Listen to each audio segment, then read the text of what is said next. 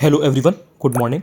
देखिए, R O E R O 2023 के prelims को निकालने के लिए अब जो समय बचा हुआ है ऑलमोस्ट एक महीना, उसमें सेंसस को किस तरह से तैयार करें कि आपके जो भी क्वेश्चन एग्जाम में आ रहे हैं उसमें से मोर देन एवरेज क्वेश्चन सही हो जाए एंड आप आराम से प्रीलिम्स एटलीस्ट क्लियर कर सको। देखिए, सबसे पहले आपको ये जानने की ज़रूरत है कि are O E R O 2023 के प्रीलिम्स में जो संभावित प्रश्न हैं सेंसस के, वो कम से कम 3 हो सकते हैं, अधिक से अधिक 7 हो सकते हैं। तो 3 से 7 प्रश्न आपको देखने को मिलेंगे। अब इसमें मैं आपको बता देता हूँ कुछ चीज़ें, उनको आपको ध्यान रखना है। सबसे पहले बात आएगा सोर्स की। सोर्स में सबसे पहले जो मेरे सेंसस के नोट्स हैं, जो कि मैंने अपने टेलीग्राम चैनल अनुज चतुर्वेदी यूपीपीएससी पर फ्री में अपलोड कर रखे हैं, उनको लेकर के उससे अच्छे से उन नोट्स से पढ़ लीजिएगा। उन नोट्स को पढ़ने के पहले अगर आप सेंसस का ही मेरा वीडियो है, अगर आप उसको देख लेंगे तो वो नोट्स जब आप पढ़ेंगे तो वो आपको रटा रटाया नहीं लगेगा, बहुत ही ईजी वे में याद हो जाएंगी चीज़ें। और उसमें बहुत ही to the point exam oriented facts की फॉर्म में चीज़ों को मैंने कराया हुआ है। उसी के कंपैरिजन में जब आप किताब पढ़ोगे तो आपके लिए चीज़ें काफ़ी ओवरवेमिंग हो सकती हैं, काफ़ी टफ लग सकती हैं, आपको डिफिकल्ट फील होंगी। लेकिन जब आप वीडियो देख करके नोट्स मेरे पढ़ोगे तो उसमें आपको काफ़ी आसानी होगी। तो ये 2 तरीके हैं जिनके थ्रू आप आसानी से कर सकते हो, दोनों ही फ्री हैं। ठीक है। इसके अलावा पीवाईक्यू अगर आपने किया हुआ है पहले से, या पीवाईक्यू इसके बाद भी कर लेते हो, एक बार देख लेते हो, तो आपको पहली बात तो पीवाईक्यू करने में ज़्यादा दिक्कत नहीं होगी। क्यों? क्योंकि आपने ऑलरेडी मेरे नोट्स या वीडियो के थ्रू कर रखा है। तो मेन मोस्ट इंपॉर्टेंट चीज़ें मैंने भी कवर कराई हुई हैं, तो वही आपके पीवाईक्यू में भी है। इतना अगर आपने कर लिया तो आपको ये समझना है कि अगर आपके 7 क्वेश्चन आ रहे हैं तो 7 में से 4 या 5 आप बड़ी आसानी से आप कर ले जाओगे। 1 या 2 क्वेश्चन बिल्कुल रैंडम आते हैं, वो कोई भी कहीं से भी ऐसे ही फैक्ट उठा के, कहीं से भी किसी कास्ट या कम्युनिटी का कहीं से भी कुछ भी उठा के दे देंगे। हिंदू के बारे में दे देंगे, मुस्लिम के बारे में, सिख के बारे में, जैन के बारे में, कहीं से भी कुछ भी उठा के दे देंगे कि किसकी पॉपुलेशन में कम ज़्यादा क्या है, कहाँ पर किसके में जो MMR है यानी कि मदर मोर्टेलिटी रेट है वो कम ज़्यादा कहाँ है, कहाँ पर कितने लोगों की पॉपुलेशन ज़्यादा है, कम है, कुछ भी दे देंगे।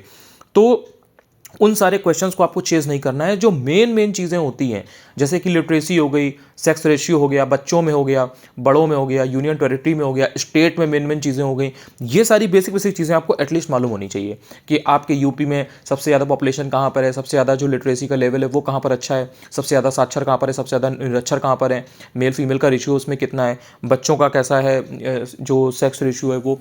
तो इन सब में कम ज़्यादा आपको आइडिया होना चाहिए। थोड़ा सा SC और ST के संदर्भ में भी देख लेना चाहिए कि ओवरऑल इंडिया में कैसी पॉपुलेशन है, क्या है, और यूपी में कैसा क्या है, कहाँ पे कम है, किस जिले में, किस जिले में ज़्यादा है। ये थोड़ा सा बेसिक आइडिया होना चाहिए। इतना अगर आपने कर रखा है तो आपकी चीज़ें हो जाती हैं। एक और पैरामीटर होता है बहुत ही इंपॉर्टेंट, वो होता है आपका दशकीय वृद्धि दर का, यानी कि डिकेडल ग्रोथ रेट का। तो डिकेडल ग्रोथ रेट को थोड़ा सा देख लेना चाहिए कि अच्छा ठीक है, 10 साल में किस जिले में सबसे ज़्यादा ग्रोथ हो रही है, या यूपी में सबसे ज़्यादा हुई है कि नहीं हुई है, सबसे कम कहाँ हुई है पूरे इंडिया में। ये कुछ इंपॉर्टेंट चीज़ें होती हैं। सेंसस में ध्यान रखिएगा, फैक्ट्स होते हैं। अब फैक्ट जहाँ पर भी होते हैं वहाँ पर रिवाइज करना बहुत ज़रूरी हो जाता है, इसलिए रिवाइज करते रहिए। सेंसस का मैंने वीडियो और नोट्स आपको बहुत पहले दे दिया था। अगर आप अब से लेकर के उसको हफ्ते में 1 या 2 दिन भी देखते रहेंगे और उसको रिवाइज करते रहेंगे तो आपको सेंसस में प्रॉब्लम होने वाली नहीं है। सेंसस में आपको ध्यान रखना है कि सारे प्रश्न ना आते हो कोई बात नहीं। अगर 6-7 क्वेश्चन मान लीजिए एग्जाम में आ रहे हैं, 4-5 आप आसानी से कर ले जाओगे, एंड उतना ही करना जरूरी भी है आपके प्रीलिम्स को निकालने के लिए। जरूरी नहीं है कि अगर 7 या 8 क्वेश्चन आ रहे हैं या 6 क्वेश्चन आ रहे हैं तो आप 6 के 6 सही करें तभी आपका प्रीलिम्स होगा। आपको जो मेजर सब्जेक्ट्स हैं उन पर भी ध्यान देना है और एक बैलेंस बना करके चलना है कि आपकी कट ऑफ क्लियर करने लायक नंबर आपको आसानी से मिल जाए। इसलिए सेंसस में फैक्ट्स याद करने के लिए आपको थोड़ा सा ध्यान देना है। और अगर आपने इतना कर लिया तो ये बहुत स्कोरिंग है।